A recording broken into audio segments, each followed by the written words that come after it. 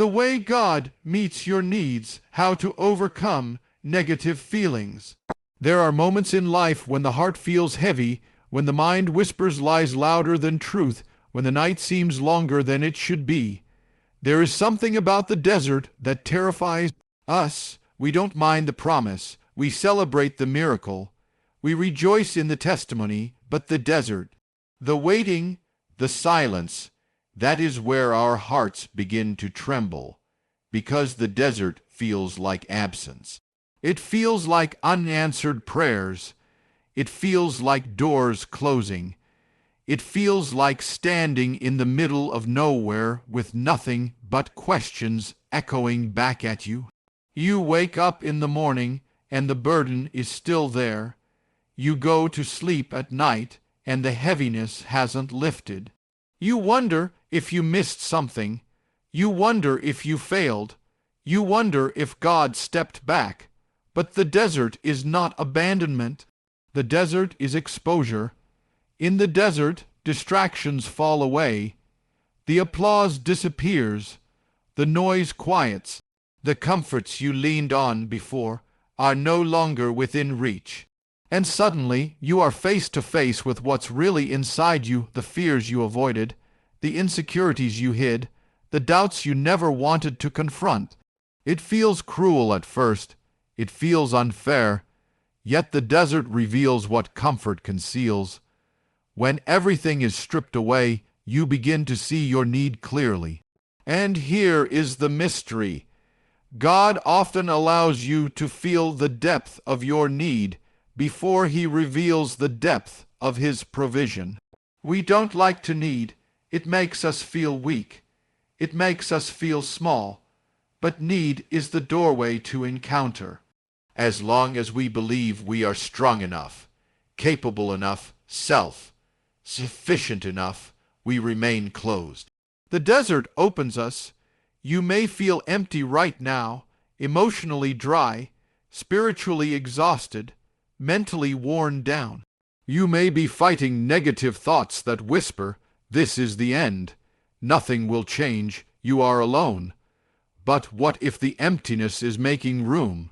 What if the silence is creating space for a voice you have never heard so clearly before?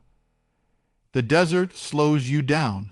It humbles you. It brings you to the edge of yourself, and at that edge something powerful happens. You realize you cannot carry yourself anymore. Your strength runs out. Your strategies fail.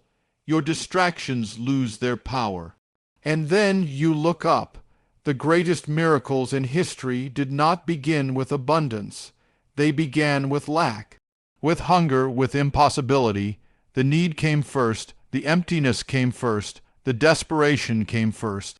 Before provision appears, there is always a moment of vulnerability. That moment feels like breaking. But it is actually becoming.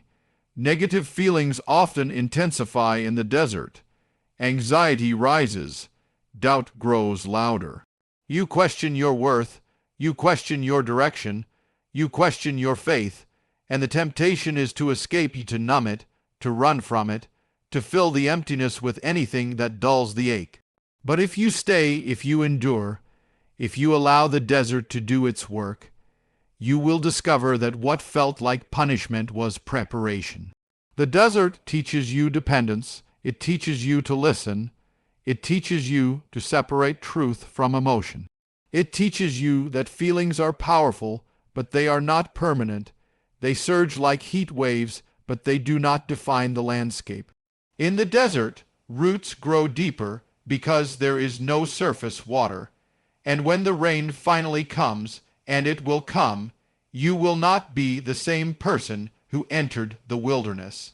You will be stronger, clearer, more anchored. The desert before the miracle is not the end of your story. It is the place where your foundation is being built, and foundations are formed underground, unseen, in silence, long before anyone celebrates the structure that rises above. There is a war that no one sees, no blood, no bruises, no visible scars. yet it is one of the fiercest battles you will ever fight. It happens in your mind. You can be smiling on the outside while collapsing within. You can be surrounded by people and still feel isolated. You can be blessed, gifted, loved, and still hear a voice whispering, "You are not enough." Negative feelings rarely announce themselves loudly at first. They begin as subtle thoughts, a small doubt, a quiet comparison, a single fearful "what if?" But if left unchecked, those whispers grow. They repeat, they echo, they build strongholds, and before you realize it, a thought has turned into a belief. The mind is powerful. It can build hope, or it can build prisons. Anxiety does not begin in your circumstances. It begins in interpretation. Fear does not begin in the future. It begins in imagination. Shame does not begin in what happened. It begins in what you tell yourself about what happened. The battle is not always against what is happening around you. It is against the narrative forming within you. You wake up and the first thought sets the tone. I can't handle this. Today will be terrible. Nothing ever changes. And your emotions follow that script. Your body responds, your heart races, your energy drops. Thoughts create emotional climates. If you allow storms to circle endlessly in your mind, your heart will live in constant thunder. But here is the truth: not every thought deserves your agreement. Just because you think it does not mean it is true. Your mind can produce lies that feel like facts. You will fail. You are alone. This pain will never end. They feel convincing. They feel urgent. They feel real. But feelings are powerful storytellers, and not all storytellers tell the truth. The battle of the mind requires awareness. You must learn to pause and ask, where did this thought come from? Is it rooted in truth or in fear? Fear magnifies the worst possibilities. Faith anchors you to deeper realities. When negative feelings surge, they often demand immediate surrender. They say, give up now, retreat now, speak now. But strength in the mental battle often looks like restraint. It looks like breathing before reacting. It looks like choosing silence over spiraling. It looks like replacing a lie with a declaration of truth. You cannot always control the first thought that enters your mind, but you can control the thought you allow to stay. Think of your mind as a doorway. Many thoughts will knock. Not all should be invited in. If you entertain fear long enough, it will redecorate your entire perspective. If you entertain gratitude, it will slowly shift the atmosphere. The mind responds to what it rehearses. What you repeat, you reinforce. Overcoming negative feelings is not about pretending they don't exist. It is about confronting them with courage. It is about saying, I see you, fear, but you do not rule me. It is about declaring, even with trembling lips, this thought does not define my future. The unseen battle shapes the visible life. Win in your mind, and you will stand stronger in your circumstances. Guard your thoughts, and your emotions will begin to heal. Replace despair with remembrance. Replace self-condemnation with mercy. Replace hopeless predictions with steady trust. The battlefield is within, but so is the victory. Sometimes the deepest pain does not come from lack. It comes from believing there is nothing there. You look at your life, and all you see is emptiness. You see what hasn't happened. You see who left. You see the opportunity that slipped through your fingers. You see the prayer that still feels unanswered, and your heart concludes, there is nothing here for me. But what if there is provision, and you simply cannot see it yet? We are trained to recognize blessing only when it arrives in obvious forms. The open door, the sudden breakthrough, the dramatic change. But hidden provision rarely announces itself with noise. It is quiet, subtle, often disguised as something small, something ordinary, something you almost overlook. And because it does not match your expectation, you call it absence. Negative feelings blur your vision. Anxiety narrows your focus. Depression dims the colors of possibility. When you are overwhelmed, your mind scans for danger, not for grace. You become hyper, aware of what is wrong and blind to what is present, yet hidden provision often sits right beside your pain. It may be the one friend who still checks on you, the strength that got you out of bed when you thought you couldn't move, the wisdom you gained from heartbreak, the resilience forming quietly in the background of your struggle. You prayed for relief, but what came was endurance. You prayed for escape, but what came was growth. You prayed for everything to change, but what came was inner transformation. And because it did not look like the miracle you imagined, you almost missed it. Provision does not always mean removal. Sometimes it means sustenance. Sometimes it means you are being carried in ways you cannot measure. There are moments when you say, "I have nothing left," yet somehow you keep going. Somehow you are still standing. Somehow breath is still in your lungs and hope has not completely died. That somehow is not accidental. Hidden provision often works beneath the surface, like roots growing underground long before fruit appears, like strength building in muscles before visible definition forms. Just because you cannot see, it does not mean it is not working. The danger of negative feelings is that they convince you the story is finished when it is still unfolding. You feel abandoned, but help is closer than you think. You feel unsupported, but unseen hands are steadying you. You feel empty, but something is being prepared in secret. Sometimes the provision is perspective, a shift in how you see your pain. Sometimes it is timing, protection from something you thought you wanted. Sometimes it is character, shaping you into someone capable of carrying the blessing that is coming. If everything you asked for had arrived immediately, would you have been ready for it? Hidden provision protects you from premature breakthroughs. It matures you, it steadies you, it deepens you, and often, only when you look back do you recognize it. You realize that in the very season you felt forsaken, you were being sustained. In the very moment you felt weakest, strength was forming. In the very place you thought was empty, something sacred was quietly unfolding. Your need does not mean there is nothing. It may mean the provision is hidden, and sometimes the greatest gift is not what is placed in your hands, but what is being formed within your heart. There is something powerful about memory, not the kind that traps you in regret, but the kind that rescues you from despair. When negative feelings rise, they have a way of shrinking your world. They make the present moment feel permanent. They convince you that what you are feeling now is what you will always feel. Anxiety says, it has always been this way. Depression says, it will never change.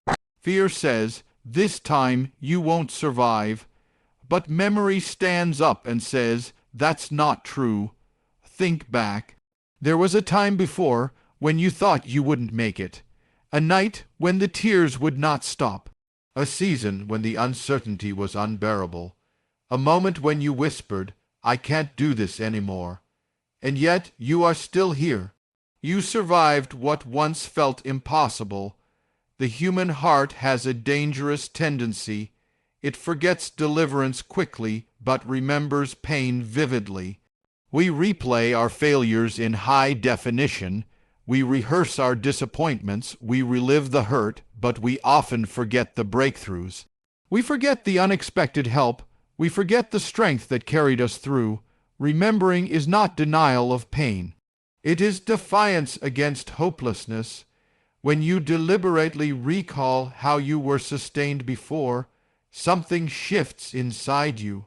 Your breathing steadies, your perspective widens, the present struggle no longer stands alone. It stands alongside past victories. You begin to realize this is not your first battle. And if it is not your first battle, it will not be your last breakthrough. Negative feelings feed on isolation.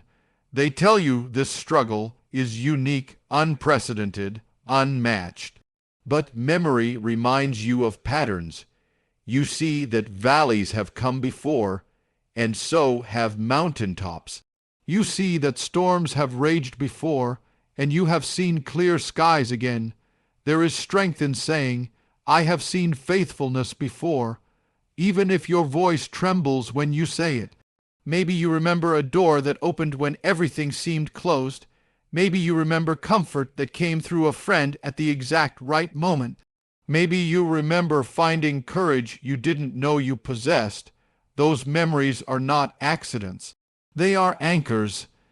When the waves of emotion crash against you, anchors keep you from drifting too far. They do not remove the storm. They hold you steady within it. And sometimes you must speak your memories out loud. Because when despair is loud, truth must be louder. Remind yourself, I have been helped before. I have been strengthened before. I have been carried before. The past is not meant to imprison you. It is meant to remind you, you are not as fragile as your feelings suggest. You are not as defeated as your thoughts declare.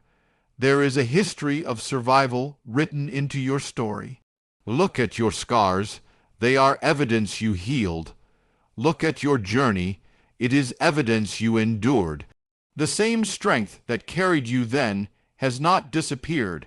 So when negative feelings try to rewrite your future, open the pages of your past. Read the chapters where you overcame. Read the lines where you stood back up. Read the moments where hope returned. Because memory does something sacred. It turns panic into perspective. It turns fear into resilience. It turns despair into quiet confidence. You have made it through before, and that truth alone is proof that you can make it through again. There comes a moment when fighting alone becomes too heavy. You have tried to manage it. You have tried to stay strong. You have tried to silence the negative thoughts, to suppress the anxiety, to hide the sadness behind a brave face. You told yourself, I can handle this. You convinced others you were fine, but deep inside you are tired. Tired of pretending, tired of carrying, tired of being the strong one, and it is right there, in that exhaustion, that the exchange begins. Surrender is not weakness. It is not giving up. It is not defeat.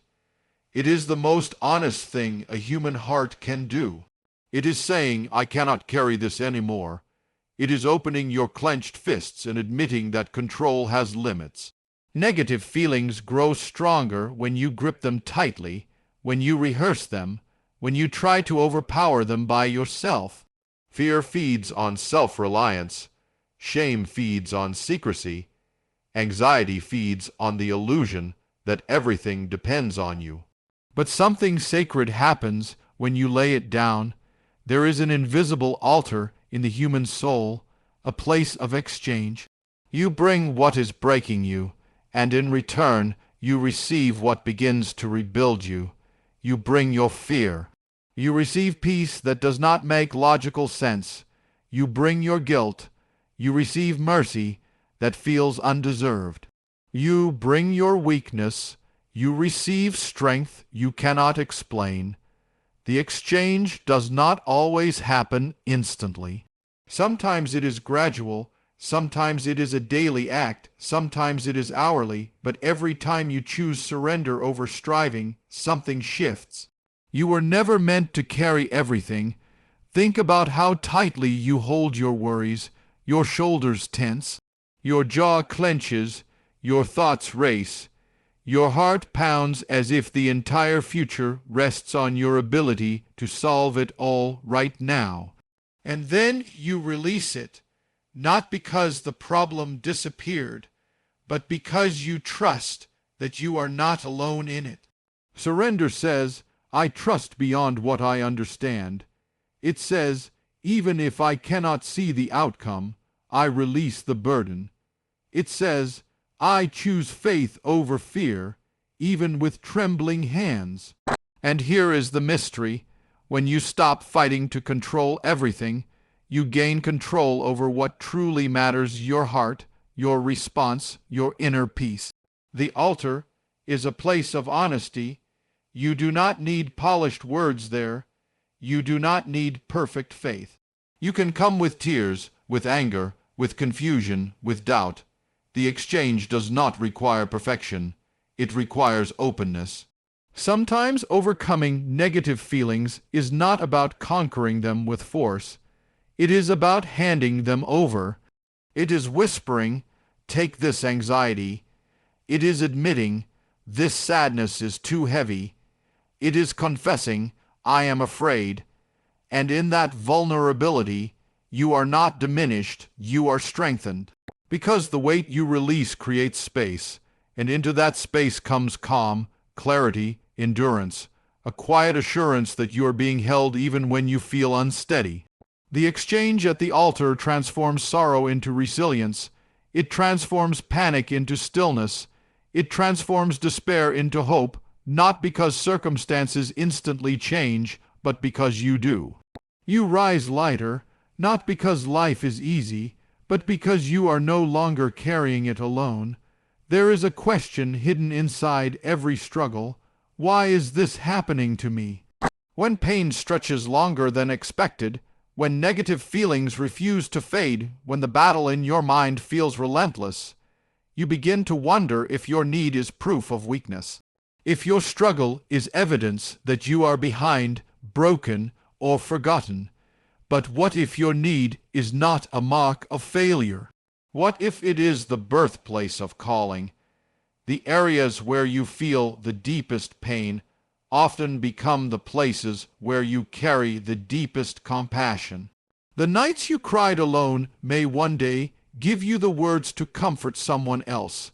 The anxiety you battled may one day make you the voice that says, I understand, and truly mean it. Your struggle is shaping something. When you fight negative thoughts and refuse to surrender to them, you are building endurance. When you get out of bed on a day you feel empty, you are building resilience. When you choose hope in the middle of heaviness, you are building strength that cannot be taught, only forged. And forged things are strong. The fire you wish would disappear may be the very thing refining you.